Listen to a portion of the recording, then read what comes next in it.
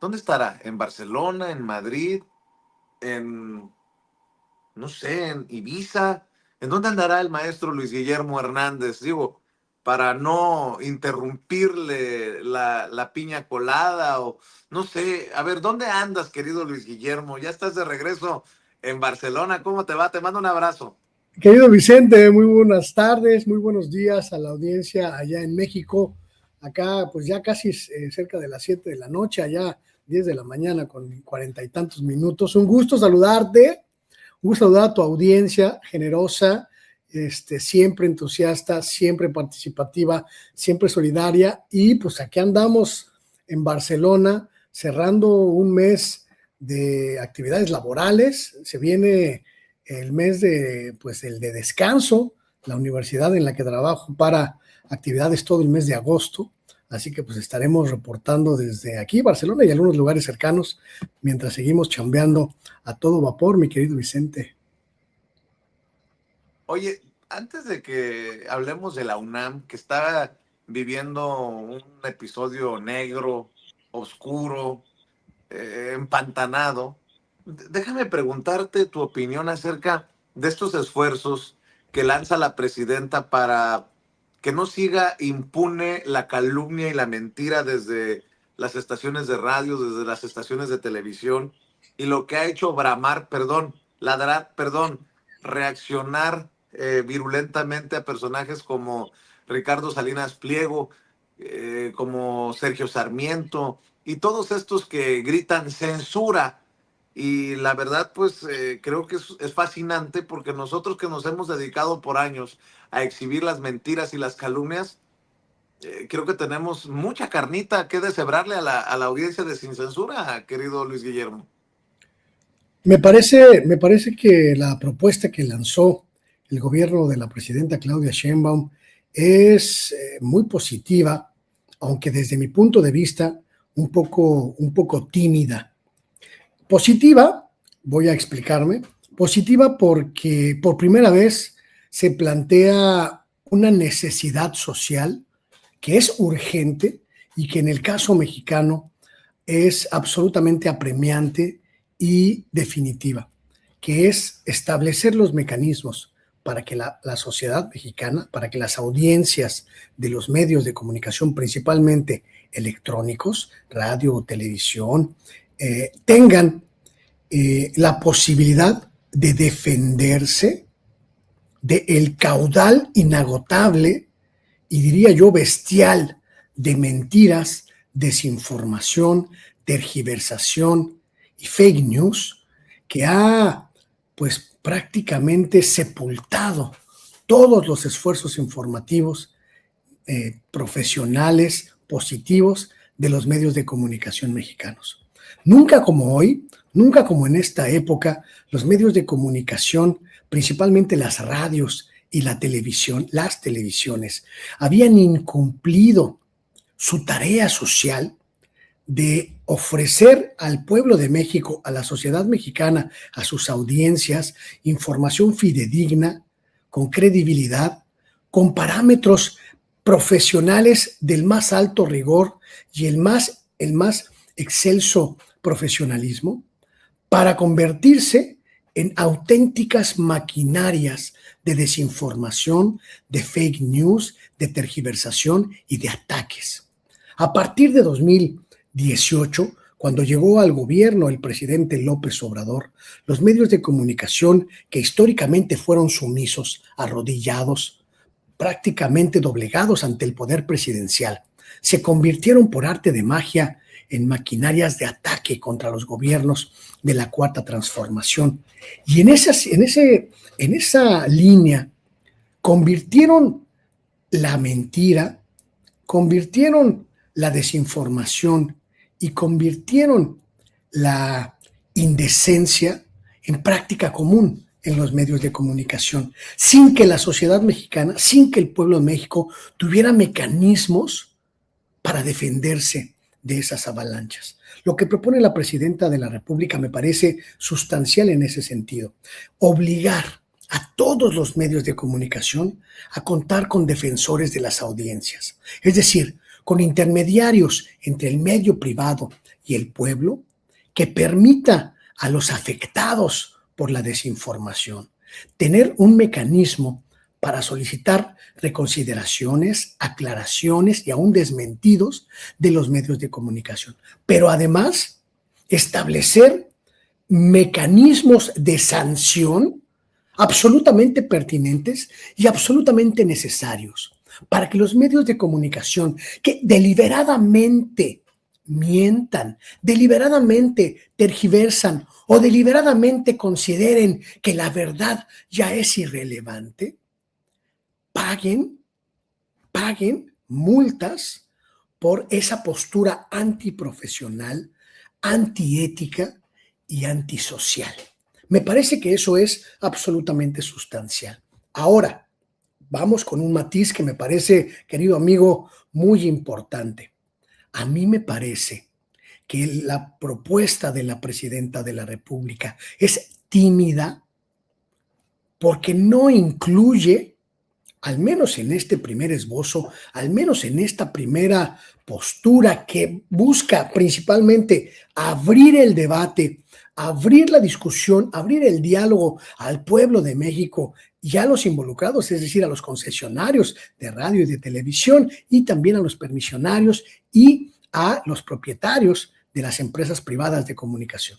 A pesar de eso, me parece que esta propuesta debió incluir, aún cuando hubiese mecanismos corregibles, a los diarios, a los periódicos, que aunque están en decadencia y muchos de ellos viven sus últimos años, agonía permanente, tendrían que estar obligados también a contar con mecanismos para que el pueblo de México pueda tener acceso a este mismo esquema, defensores de audiencias, defensores de los lectores, defensores de quienes se sienten agraviados, porque a pesar de que las leyes mexicanas obligan a quienes atentan contra la fama pública de una persona a corregir y a publicar en el mismo lugar y en la misma importancia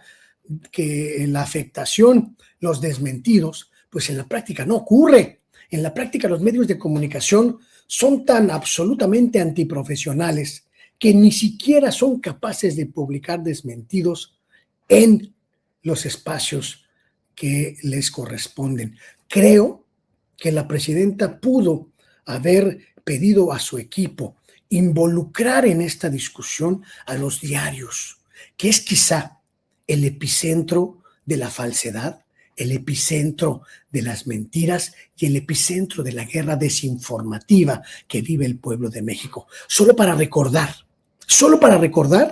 los múltiples, lamentables y terribles excesos que han alcanzado los medios de comunicación mexicanos. Recuerden la guerra terrible de desinformación durante la pandemia del COVID-19, cuando prácticamente todos los medios se confabularon para impedir la acción gubernamental en plena pandemia, para desobedecer y llamar aún a sus audiencias a la desobediencia contra las autoridades sanitarias, cuando incluso tuvieron la desfachatez al principio de la pandemia de jugar con la primera víctima del COVID-19, convirtiendo aquello en un espectáculo de buitres al acecho de la muerte. Y me parece que aquel episodio y todos los que han ocurrido desde ese momento hasta hoy son prueba más que fehaciente, más que palpable y más que definitiva de que es urgente una regulación precisa, un marco normativo perfectamente estructurado y perfectamente definido para la acción de los medios. Los medios mexicanos se acostumbraron a la impunidad, se acostumbraron a la falta de profesionalismo y se acostumbraron a la absoluta ausencia de rendición de cuentas ante el pueblo de México. No debemos olvidar que ustedes y nosotros, ustedes el pueblo de México, le pagan cada mes a los medios de comunicación carretadas de millones de pesos del dinero público, del dinero del pueblo, que se destinan desde las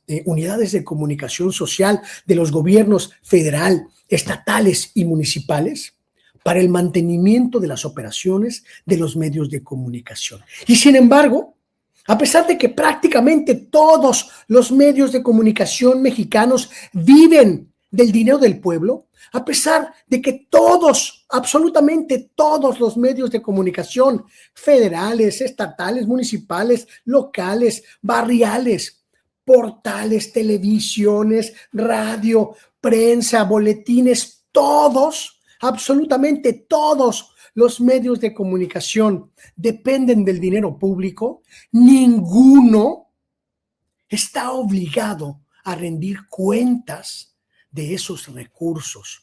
Creo, desde mi particular punto de vista, que esta propuesta de la presidenta de la República tendría que incluir una cláusula absolutamente clara de que cualquier medio de comunicación, de cualquier índole y de cualquier dimensión que reciba recursos públicos, tiene que estar obligado a abrirse al escrutinio del pueblo de México, porque el dinero del pueblo de México es del pueblo de México, no de los medios, no de los dueños, no de los propietarios de los medios de comunicación. Y ese dinero, al entrar a las arcas de los medios de comunicación, debería posibilitar, debería abrir la puerta al escrutinio absoluto del propio pueblo de México. Y el gobierno, como representante de los intereses del pueblo, tendría que crear los mecanismos para esta supervisión, para este acompañamiento y para esta tarea que me parece absolutamente imprescindible y absolutamente urgente, querido Vicente. Estoy de acuerdo contigo, querido Luis Guillermo. Siempre importante escuchar tu opinión. Oye, Luis Guillermo, y lo de la UNAM, ¿cómo ves a la distancia? Hablando de que tú también eres profesor universitario allá, ¿cómo ves a la distancia lo que pasa acá? Creo que, amigo, a mí el asunto de la UNAM me tiene muy preocupado. Lo hemos dicho en otros momentos aquí en mi espacio, La Sexta W, en mi programa El Oficio del Reportero. La UNAM es la máxima institución educativa de este país. Es un orgullo para el pueblo de México. Es quizá la institución más noble que ha creado el pueblo de México para sí mismo. Y me parece que los momentos que vive hoy la UNAM son tan graves y tan delicados que se merecen nuestra atención, nuestra preocupación y nuestra ocupación. Estoy absolutamente convencido, querido Vicente, de que este escándalo derivado de de un acto de corrupción, no le puedo llamar de otra manera, de la Rectoría General de la UNAM, de haber entregado la responsabilidad de la sustentación de los exámenes de admisión a una empresa privada, habla con absoluta claridad de la terrible destrucción institucional que vive la UNAM y habla del desastre monumental que han logrado crear en la universidad las élites académicas, lo que yo llamo la perrada parásita de la universidad, que lleva décadas con el control universitario, ha privatizado la universidad, la ha derechizado, la ha alejado de su función social y de su espíritu popular y la ha convertido en un reducto de neoliberales voraces, incompetentes y absolutamente miserables. Me parece que en este momento lo único que podemos hacer es exigir la renuncia inmediata y con carácter definitivo del rector Lomelí, porque el rector Leonardo Lomelí es el principal responsable de que haya fracasado estrepitosamente este modelo digital de sustentación de los exámenes de ingreso. ¿Qué no hay en la universidad? Cientos, decenas, miles quizá, de expertos en tecnología, en matemáticas, en ciencias, en tecnología y todas las índoles, para elaborar una aplicación con todo el rigor tecnológico que permita la sustentación segura y absolutamente incuestionable de los exámenes de admisión? ¿Qué no hay en la universidad? Conocimiento, ya no digamos actual, conocimiento ancestral desde hace décadas de los avances científicos y tecnológicos en el mundo, capaces de construir un modelo para presentar un examen de admisión de manera digital, con todos los candados y todas las reglas digitales y de seguridad. ¿Qué no hay? Especialistas en pedagogía, especialistas en ciencias, especialistas en matemáticas, en física y en todas las áreas que puedan involucrarse en la elaboración de un examen de admisión.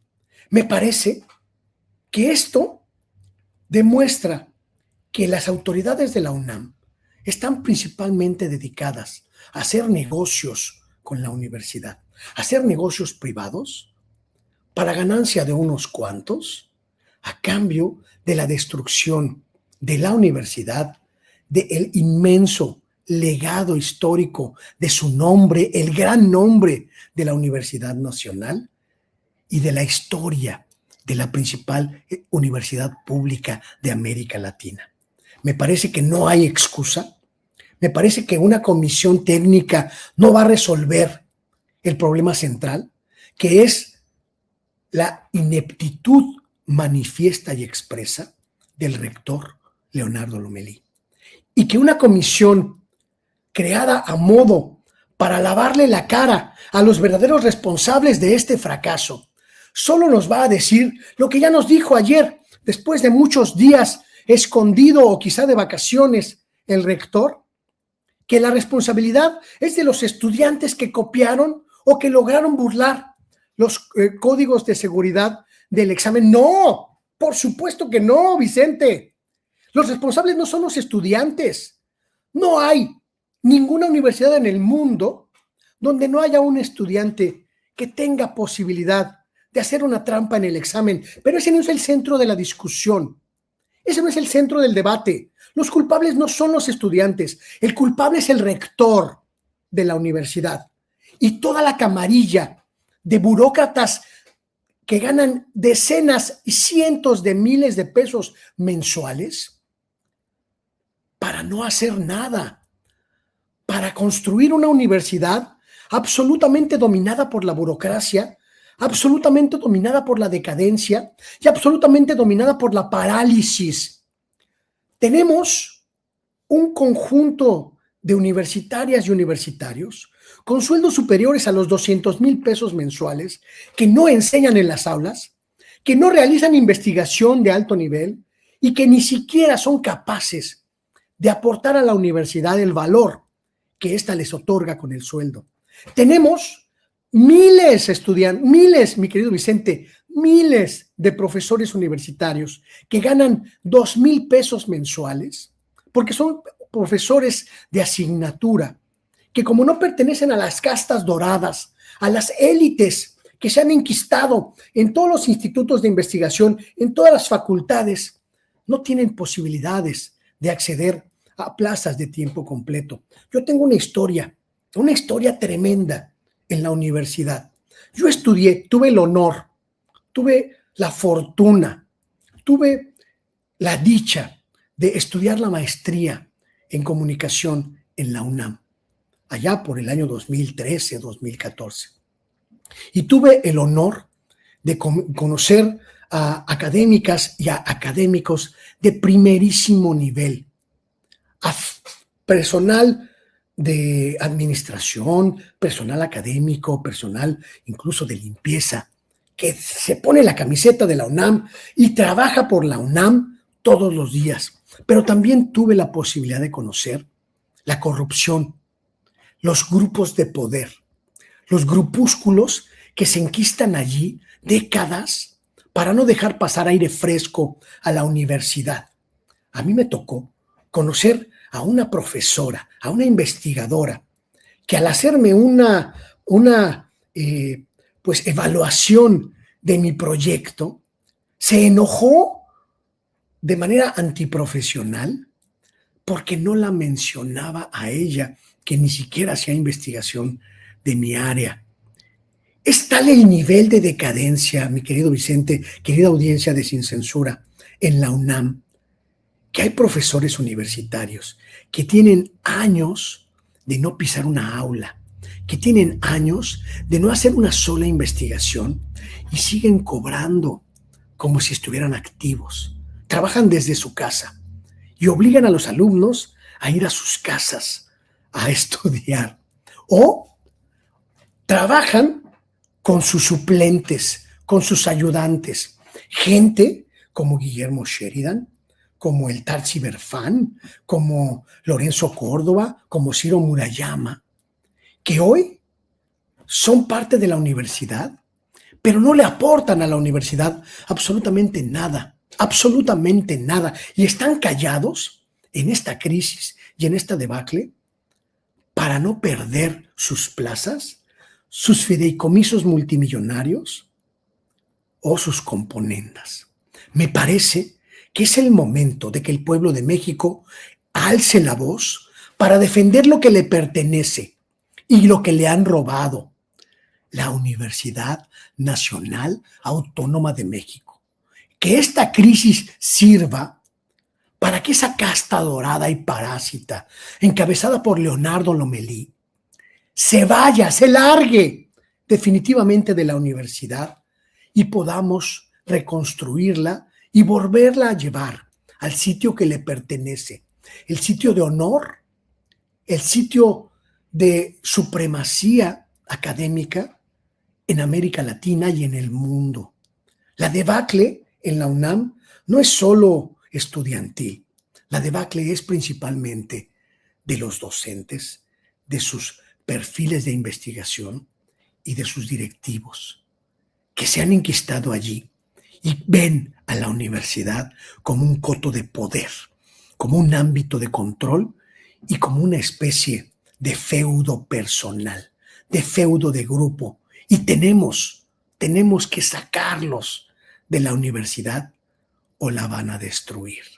Es el momento, creo yo, de alzar la voz y exigir la renuncia inmediata del rector y de todo su equipo. Y creo que hay muchísimo talento en la universidad, muchísimo talento en las facultades, muchísimo talento en los institutos de investigación, muchísimo talento en las aulas para reconstruir nuestra universidad, devolverle el esplendor, arrebatársela a estos buitres rapaces que la tienen secuestrada y que la han convertido en la vergüenza nacional.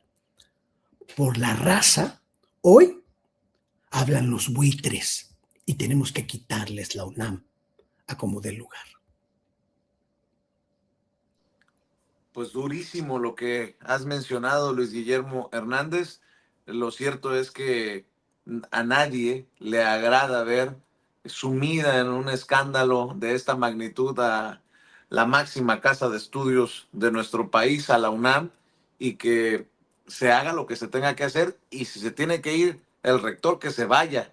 Yo creo que has sido claro, como en su momento ha sido clara también Nancy Flores, corresponsal de la revista Contralínea en la mismísima Mañanera del Pueblo, y siguen llegando testimonios de jóvenes, de jovencitos que a mí personalmente me están enviando sus puntos de vista, sus cartas, y ojalá que esto pare, porque en otras instituciones las cosas no están mejor.